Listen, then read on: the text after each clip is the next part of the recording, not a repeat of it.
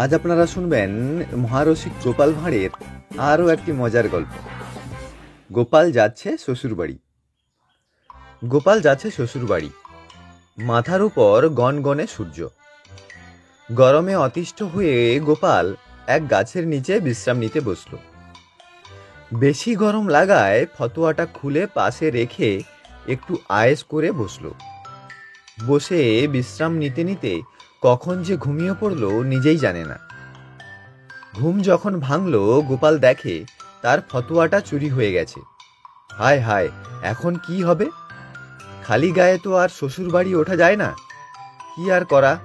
সে হাঁটতে হাঁটতে মনে মনে বলতে লাগলো, হে ভগবান, রাস্তায় অন্তত 10টি মুদ্রা যেন কুড়িয়ে পাই। তাহলে 5 মুদ্রায় আমার জন্য একটা ভালো ফতোয়া কিনতে পারি, আর তোমার জন্য 5টি মুদ্রা মন্দিরে দান করতে পারি। আর কি আশ্চর্য, ভাবতে ভাবতেই রাস্তার ধারে কয়েকটি মুদ্রা পড়ে আছে। খুশি হয়ে উঠল গোপাল। গুনে দেখে 5টি মুদ্রা।